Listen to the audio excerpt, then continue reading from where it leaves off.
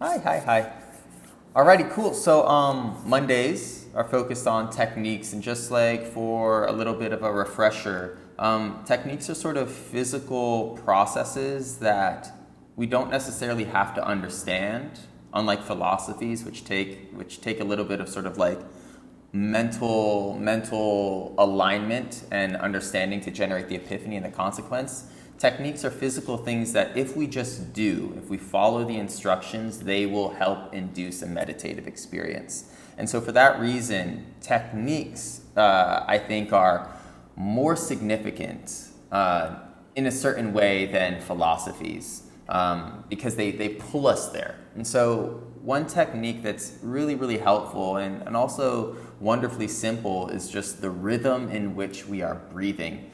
And there's not sort of a uniform consensus on right or wrong, but there are consequences that you can experience for yourself if you take the time to study the rhythms of your respiration, which has a huge part to play in like how our nervous systems react and how our brains are sort of, managing the moments.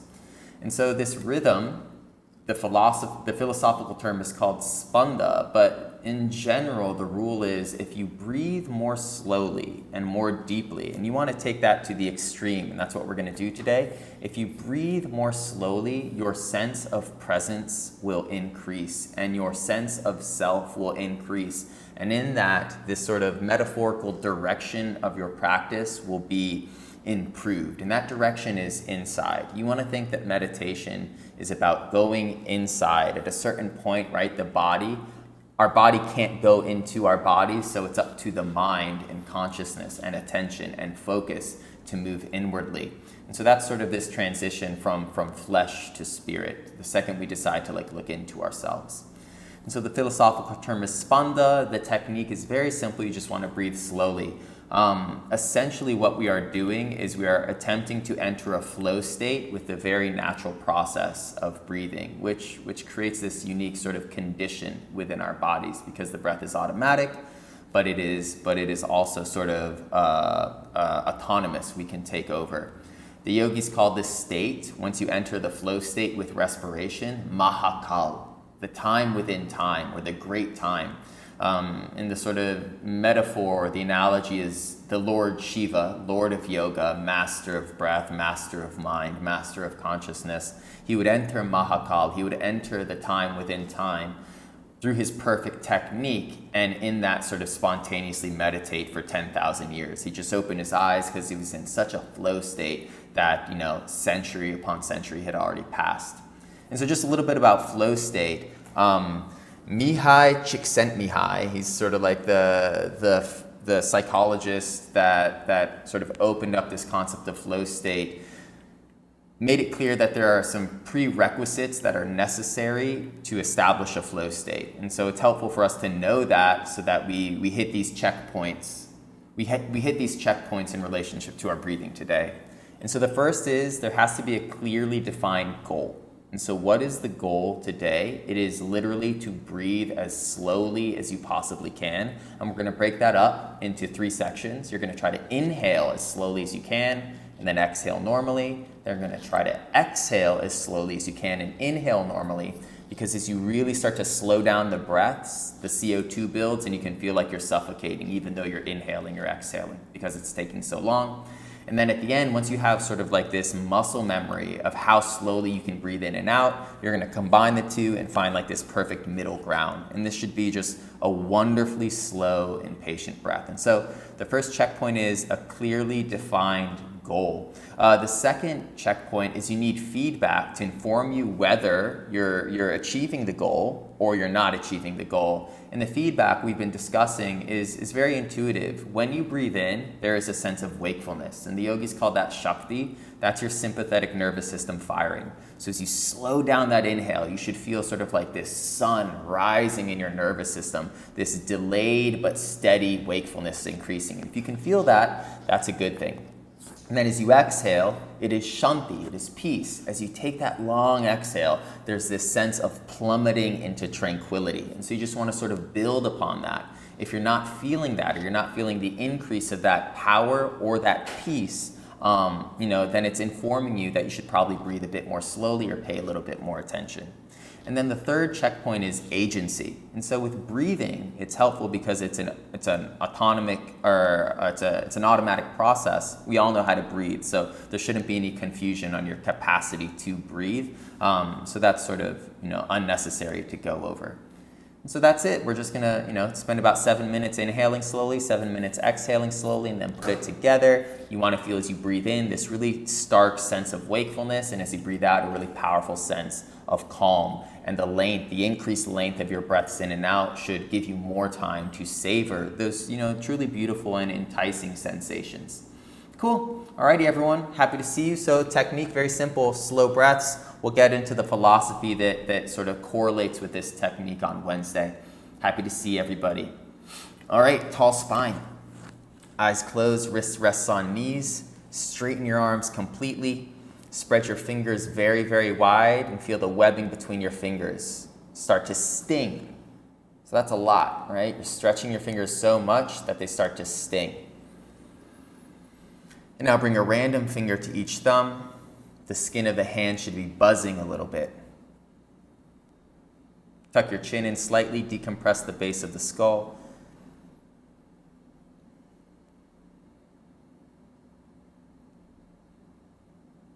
And let's just warm up the respiratory system. Inhale deeply into the belly. Feel the abdomen push forward, but feel your love handles widen, left to right. Try to breathe into your kidney band also behind you in the lower back. And then same with the rib cage. Feel the rib cage inflate in all directions. As you exhale, the deflation is fairly natural, but keep the spine tall.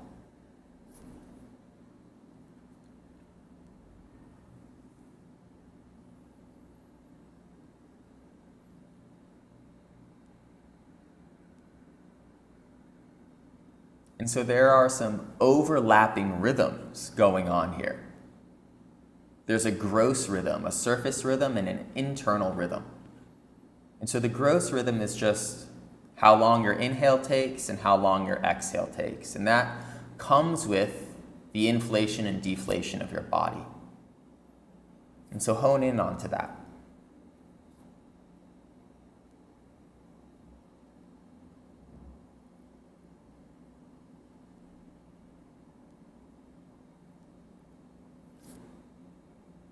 Now naturally slow that rhythm down.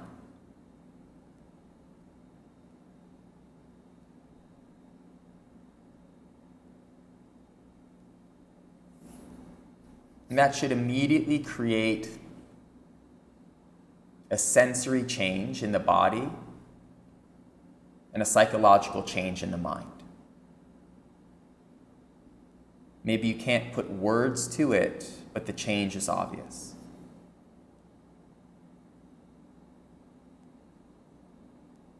And now within that gross rhythm, there is a subtle rhythm. The buzzing of nerves, the cadence of your heart beating, an anonymous vibration and tickle in the skin.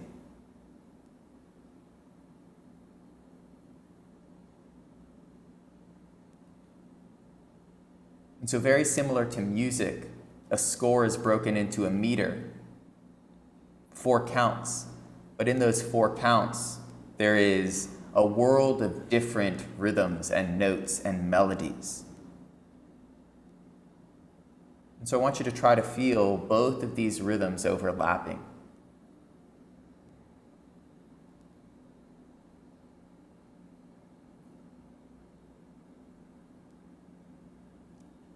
And playfully, creatively, but also skillfully, extend your intention to slow down into both. The gross rhythm is fairly easy. We're going to get into that. That subtle rhythm is a bit more imaginative.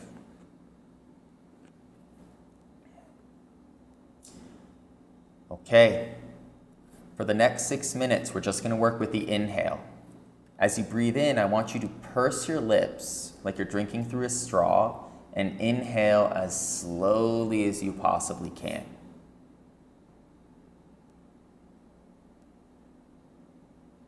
And when you exhale, shut your mouth, just breathe normally through the nose. Push out all of that CO2.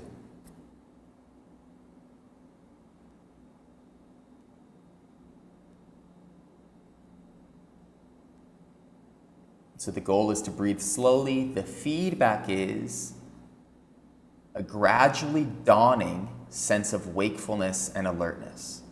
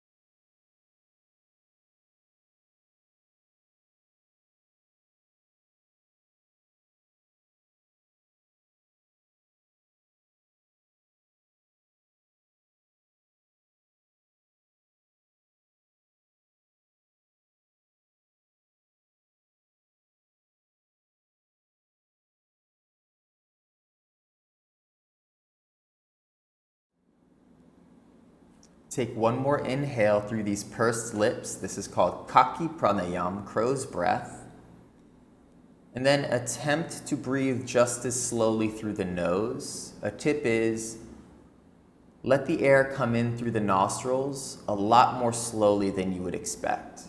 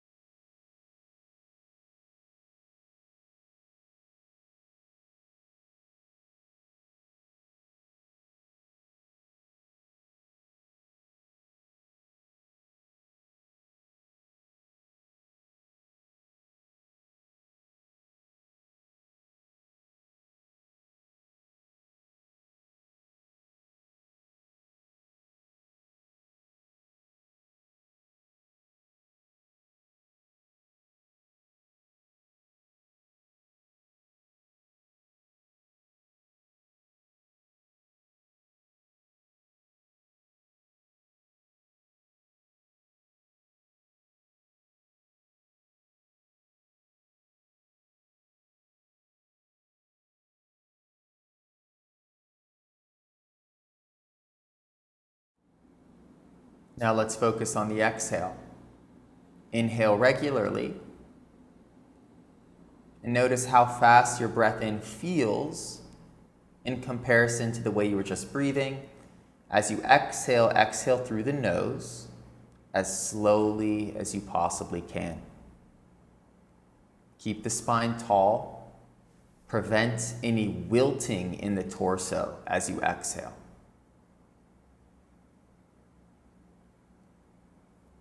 And so the feedback is this increased and prolonged physical sense of relaxation and a corresponding sense of tranquility within the mind. As you extend the exhale, you move deeper into shanti, into tranquility.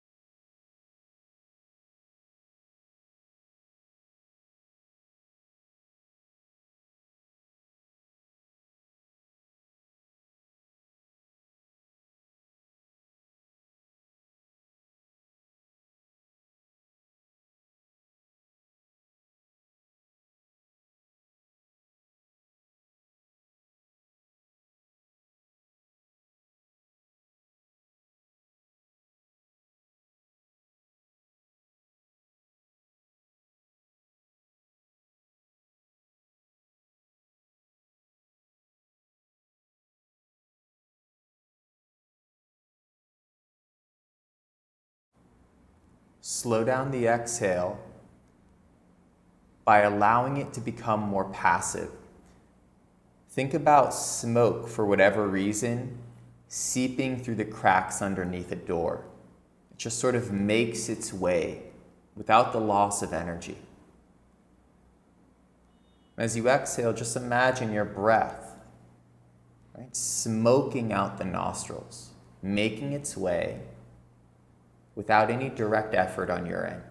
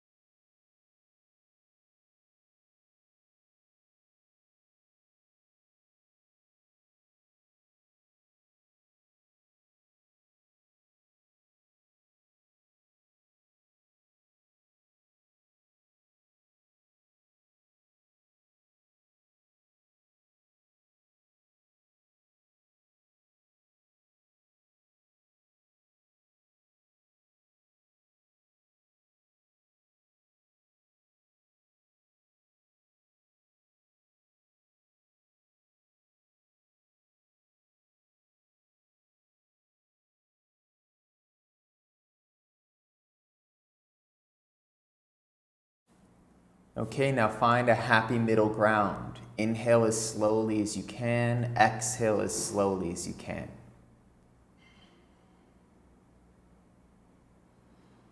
That is the intention.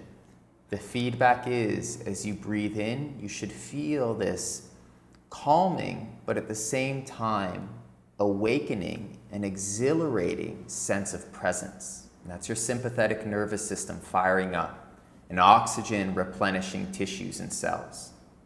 As you exhale, you should feel this sense of heavy-duty tranquility, physical relaxation. That's your parasympathetic nervous system firing up, and the euphoria of releasing carbon dioxide. Lose yourself in those sensations. Lose yourself in these overlapping rhythms.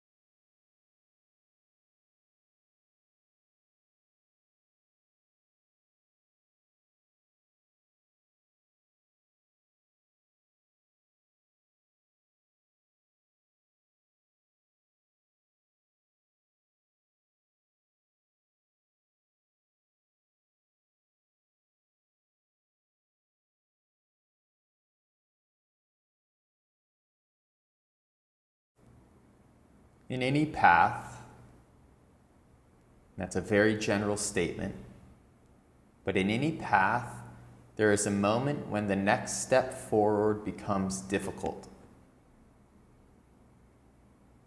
And to yogis, this difficult step forward marks the transition from the ordinary to the extraordinary.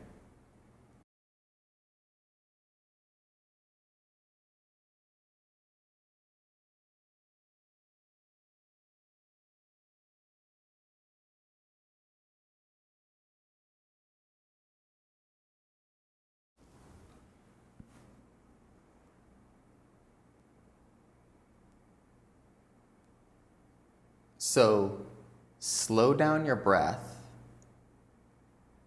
more than you already have, and notice that the choice to slow down, the choice to subdue the quickening of spanda, of rhythm, is infinite.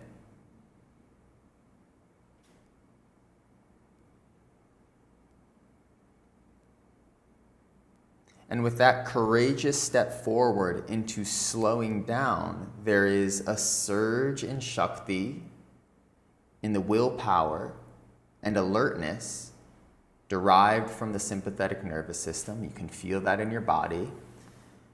And there is a surge in tranquility. The voice of the parasympathetic is boosted.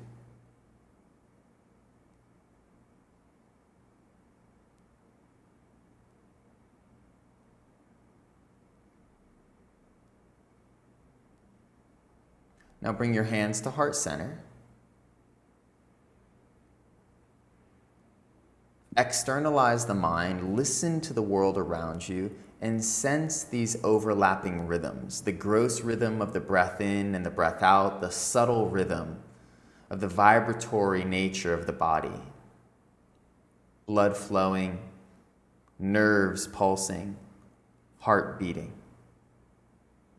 But outside that, there is the rhythm of the world, the rhythm of the wind, the rhythm of your city or your town, the rhythm of your day.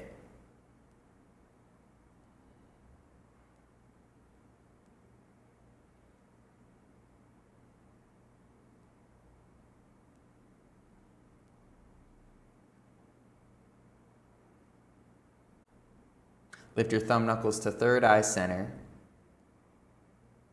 Closing technique, of course, focus on the sensation of your thumbs touching the skin of your forehead. A key element of meditation is focus.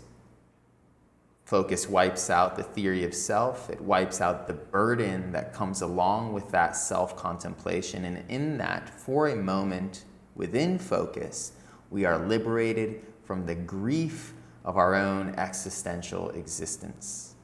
All there is being.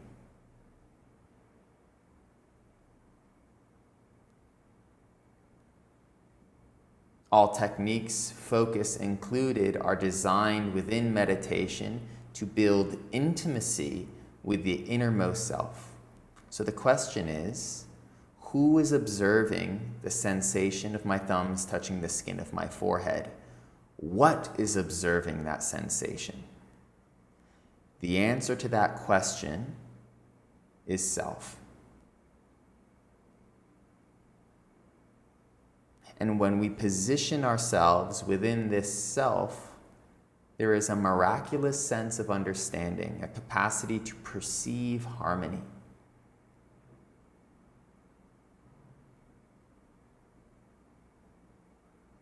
Investigate it or savor it. A couple slow breaths here.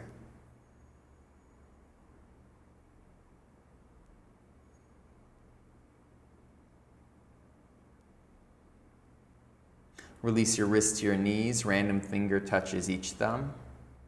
Spine is tall. And again, slow, subdued breaths. With an inhale, open your eyes, looking forward, attempting to see the many veils of rhythm. The melodic nature of physical and mental existence. See Spanda. Blink your eyes, dilate your pupils, feel that meditative trance dissolve. You're back into waking consciousness. Jagrat, I am no longer meditating. My practice today is done.